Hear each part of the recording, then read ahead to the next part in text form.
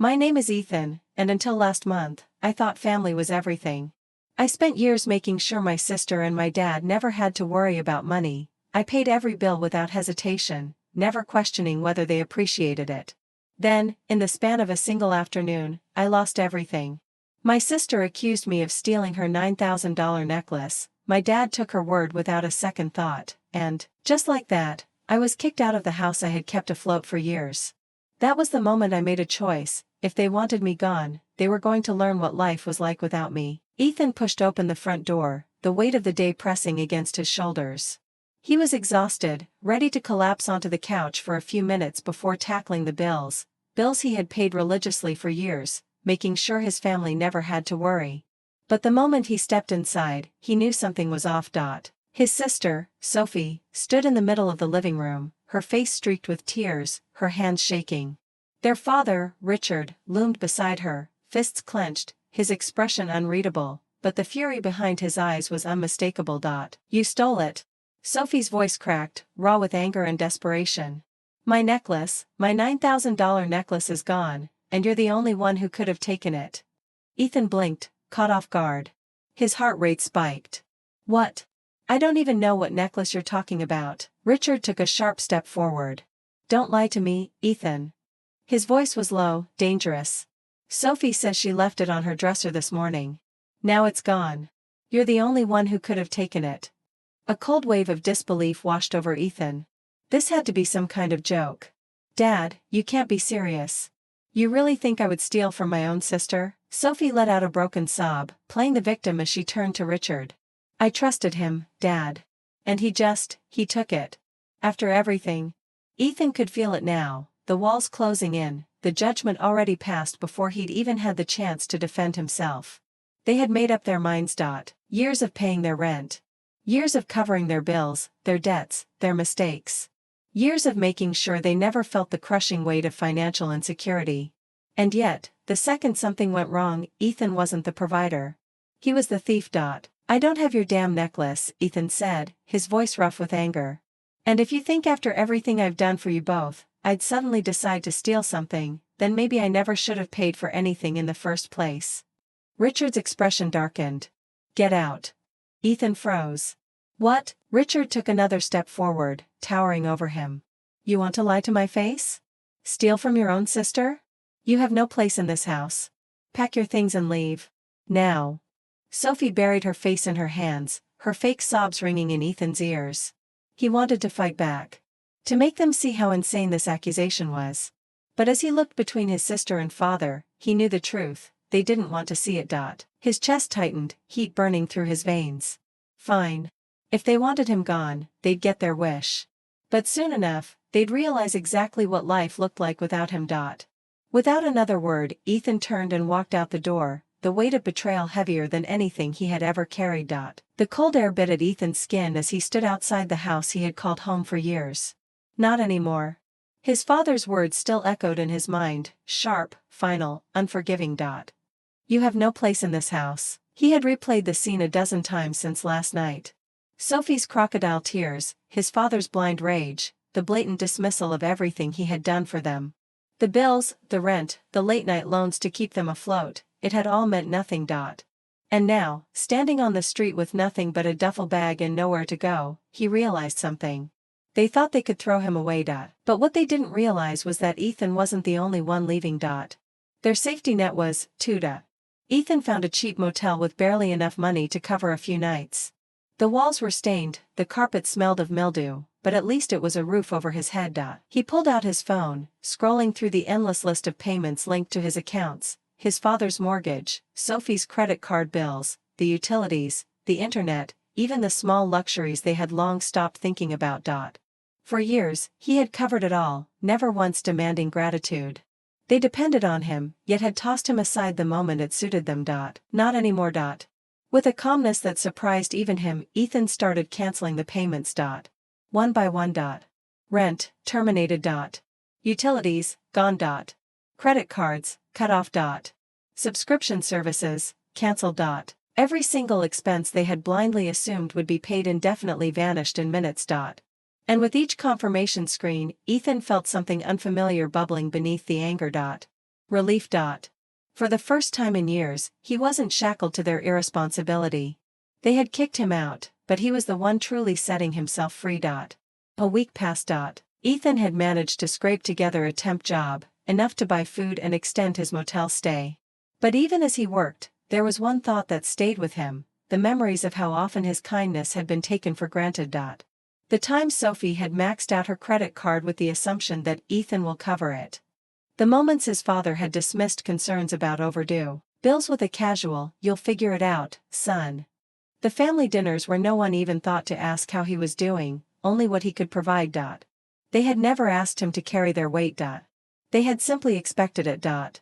Ethan stared at his phone, resisting the urge to check their inevitable panic. Would they realize what they had done? Would they even regret it? It didn't matter. Because Ethan was done being their safety net. The cracks started small. A week after Ethan had walked out, his father and sister barely noticed anything different, until the first overdue notice arrived. Richard shuffled through the stack of mail, eyes narrowing at the bright red stamp across an envelope, "Past due." Sophie was draped across the couch, scrolling on her phone, not paying attention. "Dad," she whined, stretching lazily. "The Wi-Fi's acting weird." Richard barely heard her. He ripped open the letter and felt his stomach drop. Overdue balance, $3,500. The mortgage payment hadn't gone through.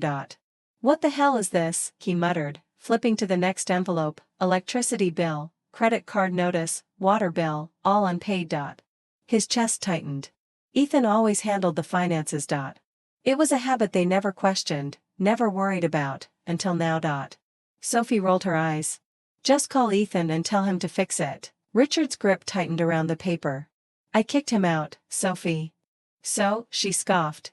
"It's not like he'd just stop paying, he knows we need him." Richard wanted to believe that. But deep down, he already knew the truth.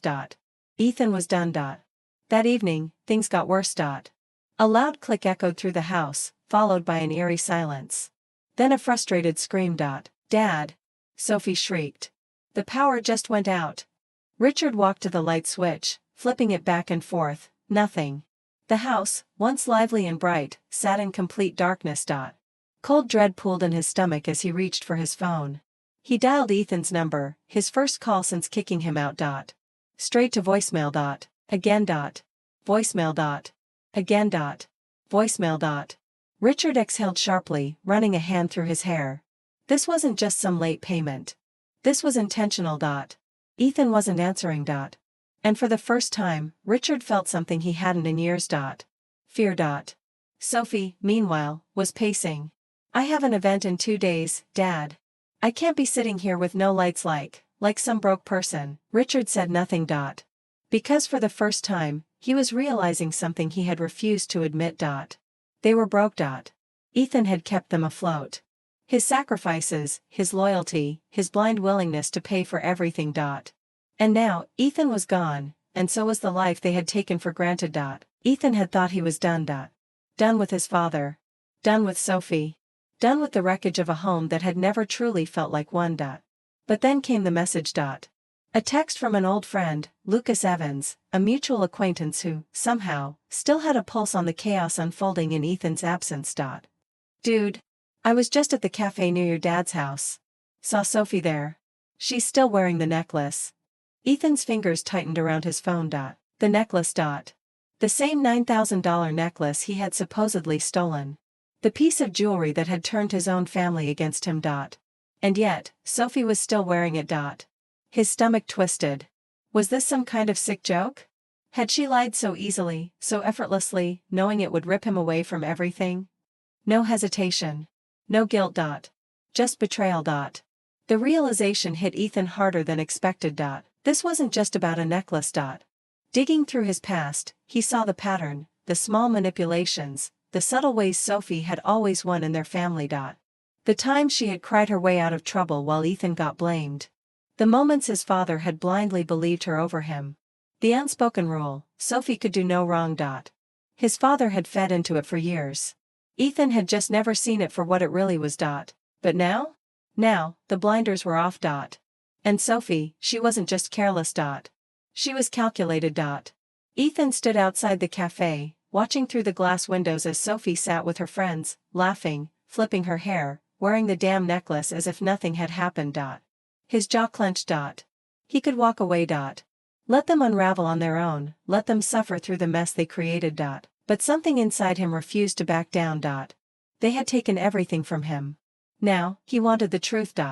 It was time for a confrontation. Ethan stood outside his former home, staring at the front door he once walked through without a second thought. Now, it felt foreign, like an entryway to someone else's life. He had told his father he was stopping by to collect his last belongings, nothing more. No confrontation, no drama. That was the lie he told himself. But he wasn't just here for clothes. He was here for the truth. Richard answered the door, looking weary. The lines on his face were deeper than Ethan remembered, the weight of unpaid bills had started to show.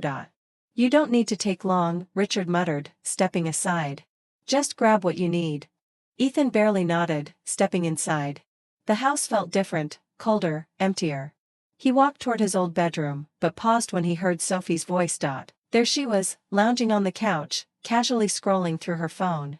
And around her neck, shimmering under the dim light, was the stolen necklace. The same necklace she had framed him for.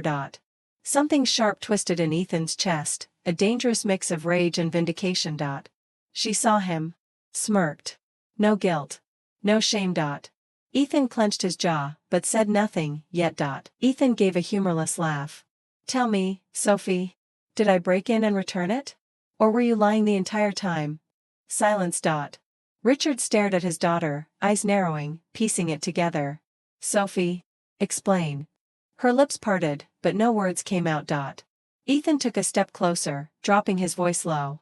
You framed me. You destroyed my life and let Dad throw me out. And for what? A lie? Richard's breath hitched. He turned fully to Sophie now, his trust cracking right before Ethan's eyes. Sophie, Richard said again, but this time, his voice was dangerous. She stammered. I thought it was gone, I must have found it later. Ethan exhaled sharply. Stop lying, and in that moment, the weight of Sophie's deception shattered. Richard finally saw it. Sophie had always been admired. She had the charm, the effortless confidence, the ability to bend situations in her favor. But now, she was exposed. The revelation spread fast. Neighbors whispered. Friends pulled away. The family group chat, once flooded with praise for Sophie, had gone silent. She had lied. Manipulated. Destroyed her own brother's life, just for convenience. The first sign of consequence came when her best friend stopped returning her calls. Then, an event invitation vanished. Then, whispers at the cafe turned to stares. Sophie tried to pretend none of it mattered, tossing her hair and flashing the same confident smile, but Ethan knew better. She was unraveling. Richard, on the other hand, carried a different burden. Shame. The weight of his decision crushed him more than overdue bills ever could. He had believed Sophie without question. He had thrown Ethan out without hesitation. And now, as he stood outside Ethan's new apartment, knocking hesitantly, he felt the full force of regret. Ethan opened the door, expression unreadable. Richard exhaled. Son, he swallowed hard. I was wrong. Silence. You did everything for us. And I tossed you aside. I don't expect you to forgive me, but I need you to know that You need something, Richard flinched. Because Ethan was right. Maybe it wasn't money, maybe it wasn't a favor, but Richard needed to ease his own guilt. And Ethan wasn't ready to hand that to him. I'm moving forward, Dad. Ethan's voice was firm, resolute. Without you. Richard's face fell. But this time, Ethan didn't feel guilty. Days passed. Weeks. Ethan had landed a new job, an apartment that was his own, a life that no longer revolved around fixing other people's messes. The freedom was intoxicating. No unexpected bills. No ungrateful demands. No Sophie. No Richard. He had built something stable, something real. And maybe, just maybe, that was worth more than any apology ever could be. Ethan never expected to hear from Sophie again. Not after the exposure. Not after the silence that followed, the kind that meant she knew there was nothing left to say. And yet, 2 months after the confrontation, his phone buzzed. A text. Can we talk? Please. Ethan stared at the screen. His fingers hovered over the reply button. But he didn't respond. A week later, she showed up. Ethan had been leaving his apartment, locking the door behind him, when he saw her standing near the entrance, arms crossed, looking smaller than he remembered. Sophie. His voice was flat. Her lips parted. I need to talk. Ethan sighed, but motioned for her to speak. She hesitated, then exhaled. I messed up, okay? I never thought it would go that far. I never thought Dad would actually kick you out. Ethan let out a humorless laugh. That's not an apology, Sophie. That's you excusing yourself. She winced. I wasn't thinking. I panicked. But things have been hell since you left. People won't even look at me the same. No one trusts me anymore. And Dad, he's been trying to fix things. He wants to see you. Ethan's jaw tightened. So now that their world was crumbling, they suddenly cared. For the first time, Ethan spoke his truth. You know what hurts the most, Sophie? He met her gaze, unflinching. It's not just the money, the rent, the bills. It's the fact that you knew, how much I sacrificed for you both. And you still looked Dad in the eye and let him believe I was nothing but a thief. Sophie swallowed hard. I didn't mean. Yes, you did. Ethan's voice was sharp. You meant it enough to get what you wanted. And now? Now, you're standing here because your life isn't as comfortable anymore. Silence. You think I should forgive you because things got hard? That's not how this works. Sophie's breath hitched. For the first time, she truly understood. Ethan did meet with Richard. Not because he wanted to, but because he needed to hear it. Richard sat across from him at the cafe, eyes heavy with guilt. Son, he exhaled. I don't deserve your forgiveness. Ethan stayed silent. I failed you. And I see that now. I let Sophie manipulate the situation. I let my own blindness ruin everything. I can't take it back. But if there's a way to make it right, I'll do it. Ethan studied his father carefully. For the first time, his apology didn't feel like an excuse. And yet, it's not about making it right, Dad, Ethan finally said. It's about accepting that you broke something that can't be fixed. Richard closed his eyes briefly, as if the words hit harder than expected. And Ethan? Ethan felt something else entirely. Ethan had spent months untangling himself from the wreckage his family left behind. And now, standing in the doorway of his new apartment, staring at the simple life he had built on his own, he finally felt it, peace. Sophie had tried. Richard had tried. But Ethan never returned to being their safety net. They still struggled, the weight of overdue bills, the realization that their past lifestyle was gone. But Ethan didn't step in. Didn't fix it. Instead, he set boundaries. Limited calls. No financial support. Nothing beyond surface-level interaction. It wasn't revenge. It was self-respect. The real victory wasn't proving them wrong, it was proving himself right. That he was strong enough to move forward. That he was worth more than being used and discarded. That he could carve out a life where his worth wasn't dependent on what he provided. And as he closed his door that night, his past still lingering behind him, Ethan knew one thing for certain: betrayal didn't define him. He did.